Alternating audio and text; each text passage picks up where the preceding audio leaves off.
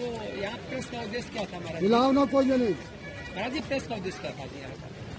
आज भारत महापरिवार पार्टी अयोध्या को भारत की राजधानी बनाने के उद्देश्य से इस राम की पैड़ी पर पुण्य सलिला सरजू जी के पावन तट पर यह प्रेस वार्ता आयोजित किया है, जिसमें मुझे इन्होंने एक बड़े सम्मान से सम्मानित किया है। भारत भूषण दिव्य महापुरुष रत्न से भारत की जनता की ओर से इन्होंने सम्मान दिया है। और मैं जगत गुरु परमहंस आचार्य पीठ श्री तपस्वी दीक्षामी राम घाट अयोध्या से मैं आश्वस्त करता हूं कि देश की सेवा में अंतिम सांस तक मैं प्रयास करता रहूंगा। और इनका जो संकल्प है कि भारत की राजधानी अयोध्या बने, उसके लिए हम पूरे अयोध्या के साधु संतों को एक करेंगे। अयोध्या और पूरे देश की जनता से अपील करेंगे कि अतीत में, पौराणिक काल में, वैदिक काल में, रामायण काल में जब भारत विश्व गुरु था तो भारत की राजधानी अयोध्या थी। रामराज तब थी जब पूरे विश्व की राजधानी अयोध्या थी। तो भारत की राजधानी अयोध्या बनाई जाए, ये केंद्र सरकार और राज्य सरकार से मैं मांग भी करता हूं और इनके इस कदम की सराहना करता हूं। और इन्होंने जो मुझे सम्मान दिया है, इस सम्मान की गरिमा को बनाए रखने के लिए, क्योंकि संत का मतलब है कि जो परोपकार के लिए, जो जनता की सेवा के लिए, दीन दुखियों की सेवा के लिए, जो सनातन धर्म के प्रचार प्रसार के लिए और देश के लिए जिए और देश के लिए मरे, जैसे स्वामी विवेकानंद और इत्यादि गोस्वामी तुलसीदास, कबीरदास, रहीमदास इत्यादि हुए हैं, उसी तरह से अंतिम सांस तक अपने राष्ट्र के गौरव को बढ़ाने के लिए मैं प्रयास करता रहूंगा। हालांकि राष्ट्र हित में मैंने जो महामहिम से 7 सूत्री मांग किया है, वो इसी संदर्भ में है कि भारत को हिंदू राष्ट्र घोषित किया जाए और जनसंख्या नियंत्रण कानून बने, समान नागरिक संहिता लागू हो, बेटियों की शिक्षा मुक्त हो, गोवंश को राष्ट्रीय धरोहर घोषित किया जाए और साथ ही साथ में जो है सभी बेरोजगारों को रोजगार दिया जाए, रामचरितमानस को राष्ट्रीय ग्रंथ इत्यादि जो है, ये देश हित के लिए मेरा प्रयास है और ये सफल होगा। और आगे मैं चाहूंगा कि अध्यक्ष जी भी अपने जो है विचार को रखें।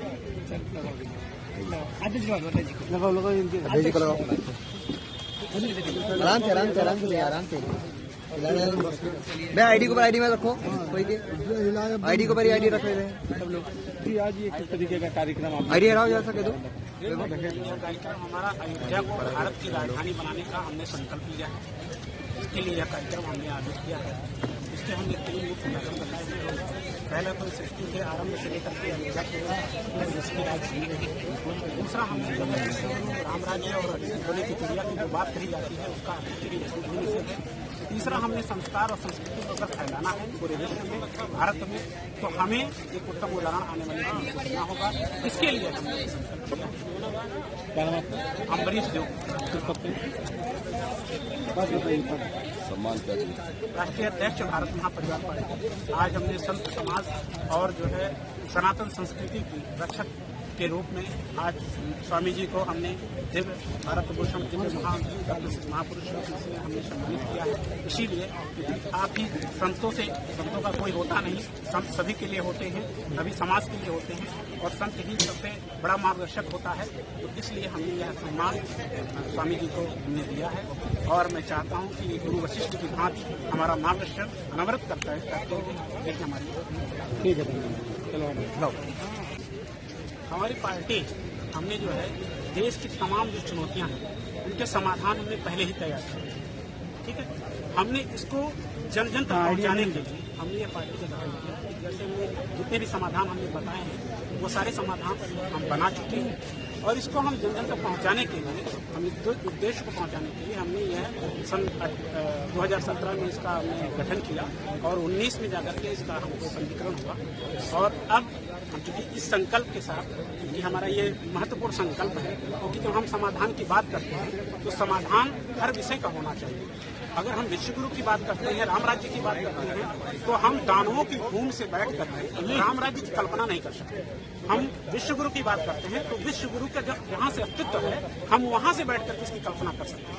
इसलिए हमने यह उद्देश्य के साथ हम काम कर रहे हैं कि हमारी पार्टी इस समय करीब 14 राज्यों में अपना काम कर रही है। काफी तेजी से लोग बढ़ रहे हैं और बहुत जल्द ही हम बहुत अच्छे जो है संकल्प के साथ जो बढ़ रहे हैं, काफी अच्छे लोग हमारे साथ जुड़ रहे हैं और कामों को ग्राउंड जीरो पे कितने पदाधिकारी या आप कह सकते हैं कि पार्टी से जुड़े लोग आप 15,000 लोग करीब हमारे जो है पार्टी से समय जुड़ चुके हैं। वो भी हमारे ऑन रिकॉर्ड है। तो क्या आप चुनाव जो आने वाले चुनाव जो है उसमें आपकी पार्टी का क्या रोल रहेगा? क्या आप एक मिनट पहले सवाल पूरा हो जाने दीजिए कि क्या आप खुद अपने सेल्फ पे अपने कैंडिडेट को चुनाव लड़ाएंगे या अपने किसी से अलायंस करेंगे? क्या स्वरूप रहेगा? देखिए, हम स्वयं, क्योंकि हमारी जो विचारधारा है वो देश में 2500 पार्टियां हैं, उनसे विचारधारा मेरा कोई मैच नहीं करता। हम समाधान नीतियों पे काम करते हैं, हम एजेंडा बता नहीं रहे हैं, हम एजेंडा का नहीं समाधान पे बात करते हैं। आज तक जितनी भी पार्टियां हैं केवल एजेंडा बताती है, वह कैसे होगा ये किसी भी पार्टी ने नहीं बताया, ये हम बता रहे हैं। और जिस तरीके से हमारे साथ लोग जुड़ रहे हैं, अगर वो हमारा ये 21 तक लक्ष्य है, अप्रैल 21 तक ये पूरा होता है तो हम 403 सीटों पे उत्तर प्रदेश में चुनाव लड़ेंगे। आपने 14 राज्यों का बात कहा है।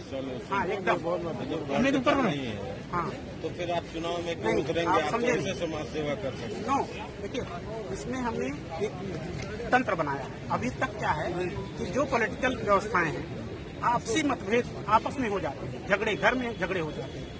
हम एक ऐसा सिस्टम बनाए हैं, योग्यता आधार पे व्यक्ति का कैंडिडेट चयन होगा, उसकी पूरी सॉफ्टवेयर प्रणाली हम बनाते हैं। जो जैसी जिसकी योग्यता वो उस स्टेज पे आएगा और वो कैंडिडेट हमारा बनेगा।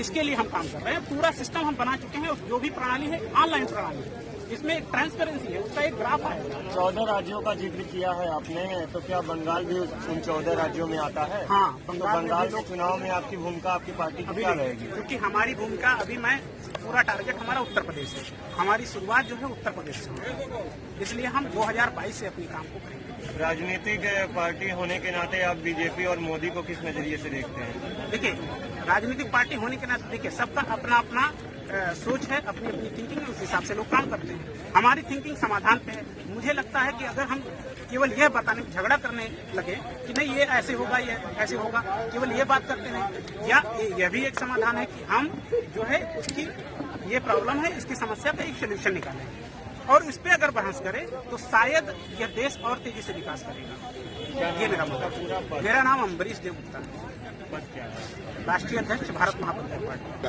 भारतीय संस्कृति का जो है मूल जो है भगवान श्री राम जी का चरित्र है। तो राम मंदिर के साथ साथ अब आवश्यक है कि जो भी देश की विकृतियां हैं वो खत्म होकर के वो फिर से जो है प्रतिष्ठित हो। साथ ही साथ में भारत महापरिवार पार्टी ने जो मुझे आज जो है तो भारत भूषण दिव्य महापुरुष रत्न से सम्मानित किए हैं। तो मैं संत होने के नाते मैं प्रयास करूंगा कि इनके इस सम्मान की गरिमा को बना के रखूं और अपने अंतिम सांस तक राष्ट्रहित में काम करता हूं।